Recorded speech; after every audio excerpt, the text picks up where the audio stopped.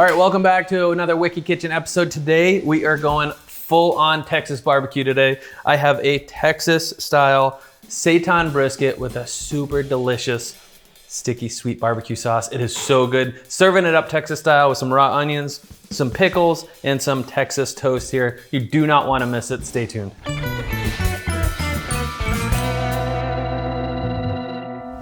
All right, we're gonna dive into the Seitan here. So the ingredients that we're working with is Vita wheat gluten. So this is really the best product out there, I would say, for any kind of gluten source. It's Bob's Red Mill. This is the one I go to, and it's about 80% protein. So basically what Seitan is, it is pure wheat gluten. So if you are celiac or gluten-free, you can probably click off this video now to go check out some of the amazing other gluten-free videos that we have. If you love gluten like myself, being gluten-free intolerant, stay tuned. We're gonna get into some awesome recipe here. So we have a gluten flour. So this is the gluten flour. All it is basically pure gluten, all right? So old school way of making Seitan is you basically take whole wheat flour. You would make a dough, and then under a running stream of water, you're basically kneading that dough under a running stream of water. So you're washing away the bran and you're washing away the germs. So you're left with just the gluten itself, okay? So nowadays we're able to get just gluten flour, which is a fantastic way to make Seitan, way easier than the old school way of making it. So I also have some chickpea flour here, lots of spices, and similar to bread, or if you're baking in general, I start off with a dry batch and then also a wet batch. So let's make the wet batch first of the liquid, okay? A really flavor packed liquid that I end up using here. So I have some MARSALA wine. You can use sherry. Sherry works also really well. I have some soy sauce. Okay, so I'm playing with all of these different flavor profiles of salt, acid, sweet, and fat, okay? So I also have some maple in there, right? I have some olive oil, a couple glugs, that's about right. I have some sriracha, Ninja Squirrel, check it out, it's so good. A little bit of heat. All right, then I also have some vegetable stock. All right, just gonna pour this in there. That should be enough, that's good. All right, so we have all those liquid components. We're also going to add some tomato paste. You can also use ketchup if you want. If you use ketchup, you would use a little bit less sweetener in there. All right, grab the smallest whisk you can find. I'm just kidding. Let's just whisk that up. Let's mix that up really well. So this is going to be the liquid that actually mix into the dry batch, and this is also going to be the braising liquid. So you want to make sure that you make enough liquid to add to the dry batch and to cover the pan when it comes to braising, which we'll talk about in a little bit here. Okay, gonna whisk that all up. So again, using recipes as formulas, working with a lot of flavorful ingredients there, the wine being the acid, the sweetener being the maple, the soy being the salt, and obviously the olive oil being the fat, is a great combination to start with. So we're gonna set that wet batch aside, and let's now work with the dry batch. This is where we're gonna mix everything together. So this is the gluten flour. This is chickpea flour. So the reason I don't use straight gluten flour, now you can use straight gluten flour if you wish, but I like to kind of cut it a little bit. So I have some chickpea flour, and it cuts it so it's not super tight. And you'll see it in the final result of this product once it's cooked. So I use a little bit of chickpea flour. You can also use oats in there, some ground oats to a flour, which is really nice. You can also, if you want a sort of a softer, crumbly Seitan, you can use blended tofu as that liquid batch. You can do blended tofu, blended beans, anything like that. That's gonna create almost more of a creaminess rather than a straight flavorful liquid. And that creaminess with the presence of that other protein and other starches, it's gonna make it a little bit different when it comes to the end texture. So we have gluten, we have chickpea flour, I have some garlic granules, onion granules, some chili powder, some paprika, and some cumin. And we're gonna add a little bit more salt. All right, We're gonna just mix that up, mix up that dry batch. Okay, so this is one of those base seitans that is nice to have on hand just to keep in the freezer.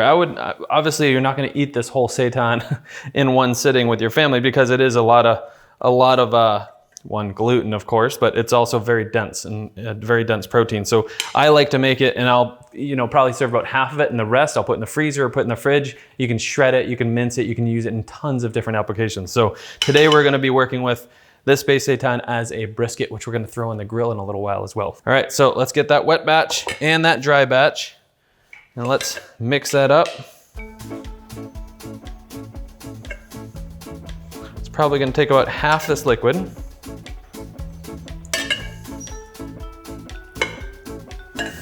All right, so when it comes to the cooking process of seitan, there's a couple ways to do it, all right? The old school method, when I started making seitan many years ago, I was doing the old school method, as I mentioned, with just rinsing wheat flour, so all the bran and all the germ washes away, and so you're left with the straight protein. But the problem that I would have making that was that you couldn't really infuse it with a lot of flavor. The only way that you can infuse it with flavor is to simmer it in a flavorful liquid, okay? And so that really spongy seitan that you can get, there's a lot of companies on the market that have seitan products that are quite spongy.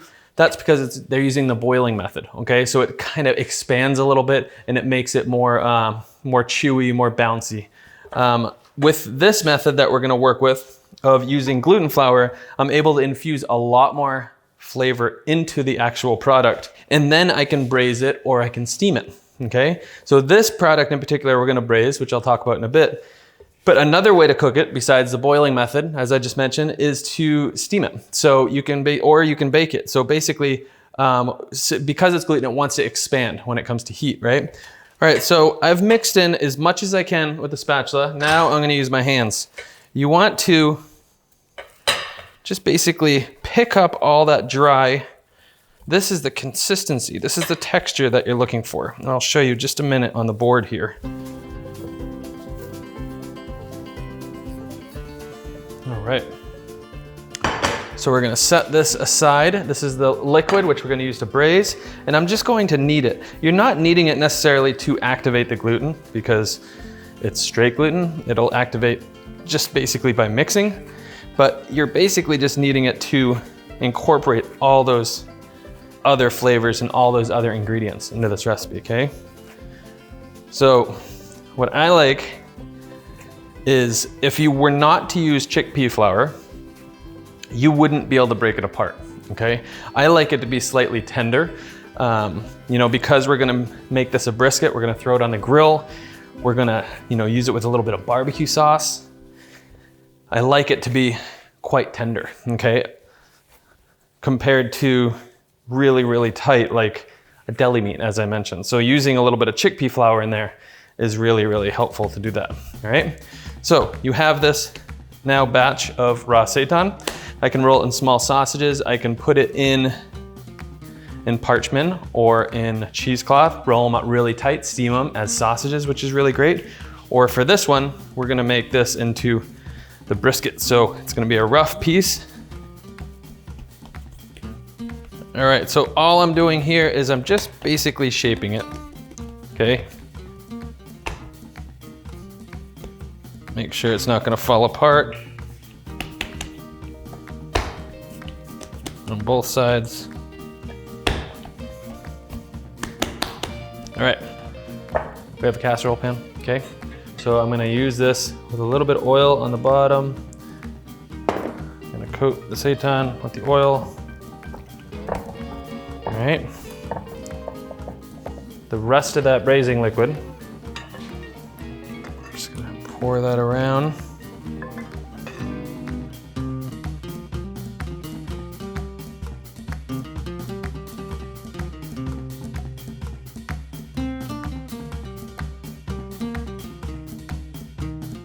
Okay, so I'm gonna put this in the oven for 20 to 25 minutes and then I'll check back.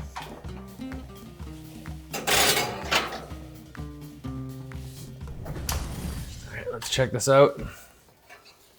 See, now you're creating that crust on top. This has a little bit more to go before I flip it. So we're gonna put it back in there until you create a little bit more darkness on top there. Okay, when the darkness is on top, we're gonna flip it and then continue to cook it for about another 20 minutes to 30 minutes. All right, let's check on this seitan. This is looking good. You know it is close to done when the liquid is almost evaporated. Look at that. So it's quite firm on the top, which is nice, all right? That's what you're looking for. What we wanna do next is loosen that up. Okay, so I'm basically, it's starting to cook well, so I'm gonna now flip it. Look at that, that is looking good. That is looking good. So I'm gonna use a little bit of that liquid that's left. I'm just making sure that's covered here. Absorb the rest of that down below. It looks so good. It smells so good, you guys. I'm gonna put this back in. We're gonna come right back to it when it's done.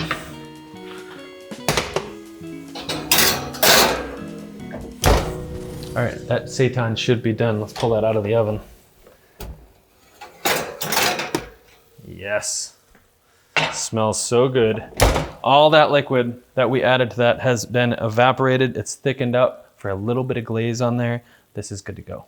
All right, so you can see this is tightened up so much from when we first put it in the oven. You can see it is so nice. The smell is incredible. The liquid has all really evaporated, and you know, those sugars have caramelized to create this amazing sweet and smoky glaze on there. So this on its own is such a versatile product.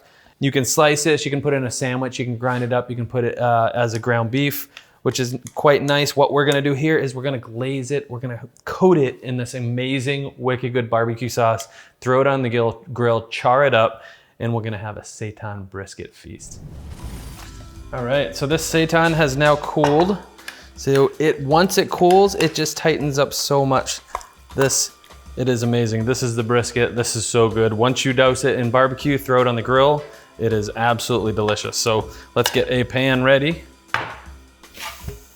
We have this wicked good barbecue sauce here. All right, so we're going to add a little bit on the bottom here. We have that seitan. Hell yes. That looks so good.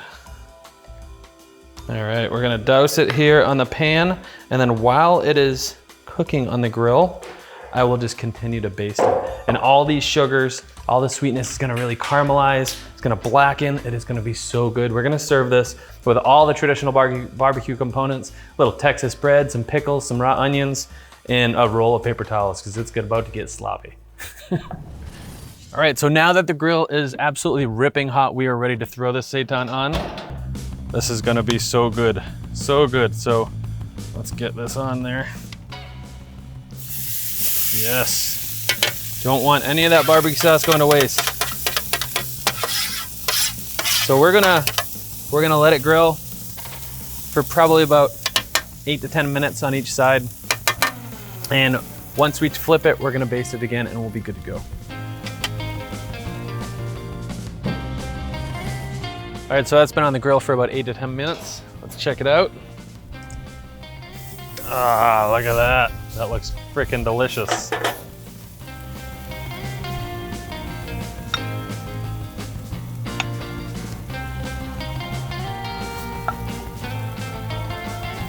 This is gonna be fucking, how can this not be fucking delicious?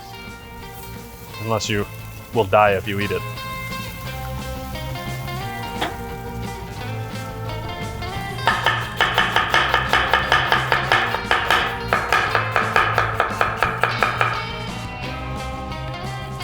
Nice.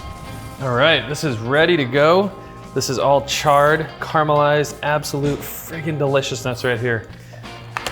All right, so you can see that char is all flavor, right? And all those little crispy bits that make barbecue what it is, absolutely delicious. We're gonna slice this up. We're gonna serve it with some nice Texas toast, a little bit of buttered bread, a little bit of raw onions, some pickles, some extra barbecue sauce, and like I said, tons of paper towels.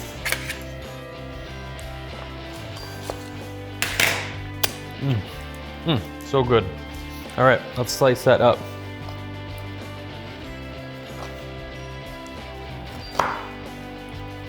Oh, and that crunch of that char is delicious.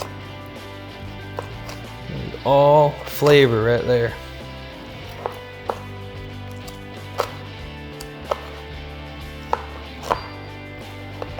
All right, so let's serve that with some pickles, some fresh pickles. All right, here's some raw onion, Texas style, and of course, that Texas toast. So good. All right, there you have a Seitan brisket with a wicked delicious barbecue sauce. Total Texas comfort right here. If you like this recipe, be sure to subscribe. Until next time, thanks so much for joining us, you guys. Happy barbecuing. All right, let's get it.